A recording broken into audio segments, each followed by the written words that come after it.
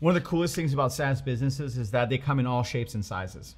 So even within my coaching programs, we've got venture-backed businesses that are hyperscaling. We've got bootstrap businesses that are profitable. And we've got businesses just starting out and they don't quite know whether they're going to be bootstrapped or they're going to raise venture capital. So it's super early. They come in all shapes and sizes. And one of the biggest growing trends in SaaS is the idea of micro SaaS businesses. Micro SaaS businesses are really cool because they're never going to raise money, most likely not. They're never going to IPO, they don't need to, but they're run by 1 to 5 people, sometimes part-time, and they're wildly profitable. They just print cash every month and they get better and better. It's kind of like, buying a condo and renting it out. It's just that asset, the micro SaaS business, similarly, is going to appreciate in value and just keep spitting out more profits as long as you keep maintaining it properly, just like a condo. And this is why micro SaaS businesses are becoming all the rage.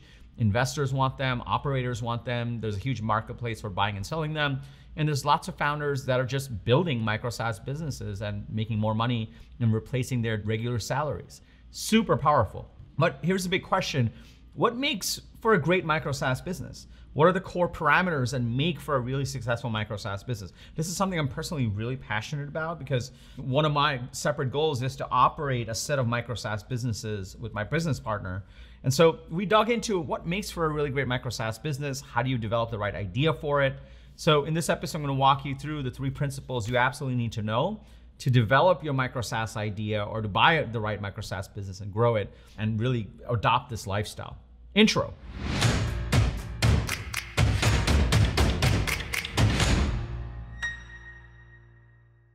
What's up, everybody? Welcome to Unstoppable. I'm TK, and on this channel, I help SaaS founders like you grow your SaaS businesses faster with an unstoppable strategy. Now, if you're new to this channel, be sure to hit the subscribe button and that bell icon because I drop a video like this 2 to 3 times a week with actionable strategies to grow your SaaS business with the TK energy. Now, if you're already part of this community, if you're part of my SaaS coaching programs, welcome back. It's really great to see you over here. Now, when I was first starting out in SaaS, this company 37 Signals, they're known as Basecamp now, was all the rage. And they were talking about this phrase called bootstrapped, profitable, and proud. Bootstrapped, profitable, and proud. And I just loved it. Now, granted, we went on to build a venture-backed business, but I always loved that ethos because typically when you're in the venture bubble, you're either doing a venture-backed business that's highly scalable or you're doing a lifestyle business. And they kind of look at it in a derogatory way. And the 37 Signals guys were one of the first ones to say, no, we don't want the venture capital. We're not operating a lifestyle business. We're bootstrapped, profitable, and proud. And I just loved that ethos. And that ethos is really what makes for a micro SaaS business. You're likely going to be bootstrapped. You're likely going to be profitable, wildly profitable, highly efficient, and you're going to be proud of it. And the reason you don't hear as much about it is if a founder raises $3 million of a seed round, they have to go promote it. They have to say, look at us, we raised $3 million. If a founder made $3 million in a year for a micro SaaS business and was wildly profitable and just took $3 million home to the bank, they're not going to write a TechCrunch article about it. They're just going to stay quiet. They're going to buy a Ferrari. They might not even buy a Ferrari. They might just go on a really nice vacation, reinvest the money, and they might stay super stealth wealth about it. No one needs to write a TechCrunch article, so you don't hear as much about them. And VCs always say these are lifestyle businesses, and the people that are actually doing it, they're like, don't tell, don't correct them. It's okay. We'll just keep our money. And that's why micro SaaS ideas are so sexy in this ethos of bootstrap, profitable, and proud. So in this episode, I'm going to walk you through the 3 principles you absolutely need to know. Let's jump into principle number 1. By the way, if you're excited to dig in, go ahead and smash that like button for the YouTube algorithm if you haven't already. Let's go to principle number 1. So principle number 1 for an effective micro SaaS business is you want to solve a problem ideally for the individual contributor. This, I think, what I found in all my analysis of micro SaaS businesses that are doing well, the ones that we're scoping out to build as well, we're going to be building a few, we've been testing a few, is to solve a problem for an individual contributor. Here's why. Micro SaaS businesses work better when you're just solving for the user and the user is the one buying, and that's end of story. As soon as you have a SaaS business where it's selling to a decision maker that's a manager and there are other users that are going to be using it, chances are it's going to get a little bit more complicated. You're going to require salespeople. It won't truly be self-service or product-led. There's going to be multiple people to convince, and it becomes a little bit harder. And the beauty of a micro SaaS business is it's got a very efficient sales and marketing process. It's nearly self-service, nearly automated, and it just needs to convince one person that, hey, we can solve your problem. And they're like, cool, swipe the credit card, whether it's their personal credit card or their business credit card. What's the quick hack to this? The principle is literally look for individual contributors, ICs, individual people in jobs, specific jobs that need problem solved through SaaS and sell to them instead of trying to get a whole team involved. Now, it doesn't mean that you may not have a team plan. You may have viral effects inside of the thing, but that's not the primary thing. The primary thing is you have a single player mode, one person can get value out of it, and it solves a major problem. That's the first principle of a micro SaaS business. Okay, so that's principle number one. Principle number two is how do you make sure that this is gonna actually work? So the principle number two is you should follow the jobs to be done framework. The jobs to be done framework is essentially a framework that helps you look at, okay, this is an individual contributor, this is our ICP. What are the jobs they need to do to be effective in their job? What are they compensated for? Like you literally map out using the jobs to be done framework on what does this person do? What does their day look like? What do they have to accomplish? What tools do they use? And what you want to find in that workflow that they have is what is an urgent and important problem in their workflow. And your SaaS tool needs to solve an urgent, important problem in their workflow. That's super important. A lot of times, ultimately, whether you're building a micro SaaS business or a SaaS business, you need to make sure you're solving an urgent, important problem. If you're not, then you got to spend a lot of time marketing to these people, convincing them it's an important problem, and you might not have any money left over to actually turn a profit on that user.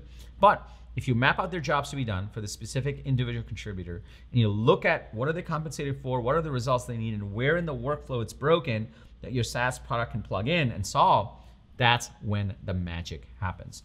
There's a bonus caveat to this principle number two on this jobs to be done. You want to make sure your micro SaaS business clearly integrates into their existing workflow. One of the toughest things with SaaS period is to acquire customers and to get them to come back. Churn is a big issue. People forget about it even on a trial. So if your micro SaaS tool is designed to integrate into their current workflow so they never forget about it, say it's a Chrome extension that embeds into their workflow, or it's a core integration, or it's sort of email notifications, whatever it may be, then you're more likely to actually retain and activate and convert that customer to proper revenues in that micro SaaS business. So it's super important to make sure jobs to be done. What's the important urgent problem? How do you solve it? And how do you solve it by integrating into their workflow? That's principle number two. Now, let me just pause here for a second before I go to principle number three. Are you starting to see the power in this? This is what makes for really awesome micro SaaS businesses. And if you can crack the code in one, you can start to scale it over time, which is super powerful. And then you can use the common services from that to build other micro SaaS businesses using these same frameworks. Super powerful. You're starting to see the power on this. Can I just get a yes in the comments below? Also, if you disagree, put it in the comments below. Tell me what's wrong with it. I would love to have a debate. I answer every single comment and make sure that I engage with you guys. And I love hearing from you guys. Also, if you haven't done so yet, be sure to hit that like button for the YouTube algorithm. In fact, smash that like button for the YouTube algorithm. It means a lot to us when you do that. The YouTube really likes it when you do that too. I don't know why. Also, if you're in this stage where you're building out your SaaS business and you're trying to develop your idea and craft your idea, I invite you to check out my 10-point SaaS business checklist. It's a 10-point checklist that helps you evaluate where you are in your SaaS business and work through the critical components of building a SaaS business and starting a SaaS business. I'll tell you more about it at the end of this video. You don't have to go anywhere right now. Let's go to principle number three. Principle number three is how you price your micro SaaS. Now, this is a core principle for any SaaS business, but it's infinitely more true for a micro SaaS business. Ultimately, you're gonna have to figure out how much to charge for it. And typically micro SaaS businesses, it's anywhere from $30 a month to maybe $99 a month, maybe more. But it's not a lot. It's something that you wanna do on a monthly basis and maybe give them a discount for doing annual, but not amounts where they wanna talk to sales. And typically on the internet, if you're spending more than $1,000, then they'll wanna talk to sales. That's just the way it goes. But if you haven't, and if you're doing a webinar and then they buy on the webinar, then maybe they'll spend $2,000, but that's the max. But for software, what tends to happen is 99 bucks a month or something like that. And so you want to make sure that you're pricing this appropriately. How do you know how to price it? Well, what you want to do is you want to justify and express 10x ROI. 10x ROI, meaning if you're charging $100, you need to show how they're going to get $1,000 back. And usually you want to target people. You want to make sure these individual contributors you're targeting from principle number 1 actually have disposable income and or are high earners. Why? Well, chances are these individual contributors at the onset are not going to have access to a corporate credit card. They don't want to go to a manager and bother them. So a lot of times, if it's priced properly and they have disposable income, they'll just swipe the credit card on their personal credit card. And as they start to see value, they'll start to expense it on their expense report. And as they start to see value, they'll maybe tell their manager to say, hey, let's just get this for the whole team. That's kind of the progression on how it goes. But if you're starting out with people that are inherently don't have a lot of disposable income, they're not high earners, then chances are they're not going to be able to afford software. They're just going to try and grind it out and do their job and make the money and pay the bills. And so this is sort of a 1-2 thing. One, you really want to target the right individual contributors that have disposable income, and you can show, look, if you take that disposable income and you actually spend $99 a month on this, you'll get 10x ROI and you'll have more money.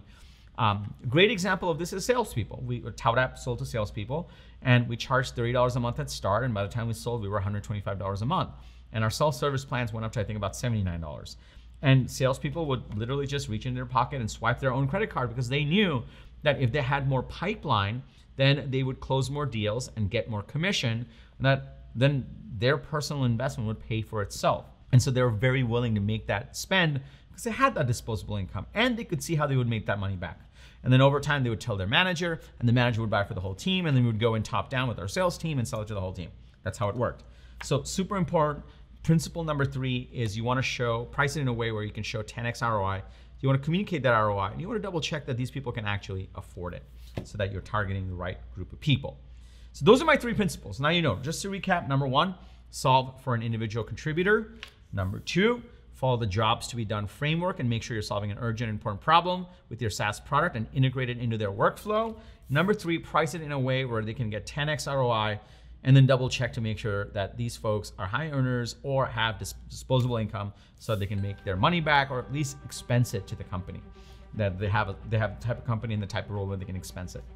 Those are my 3 principles on making sure that you're picking the right micro SaaS ideas to build these incredible type of SaaS businesses so that you're bootstrapped, profitable, and proud. And it's a super awesome mantra that I still love so that you can do that too. Now, if you got value from this, be sure to smash that like button. I have something for you. If you're building out a SaaS business and you want to make sure, these 3 principles are great places to start. If you just want to make sure, hey, I want to make sure my SaaS idea is valid. I want to make sure I validate it in the right way. I want to make sure I get to initial revenues without building too much product. I want to make sure I'm not stuck in the one more feature trap as I'm building this product.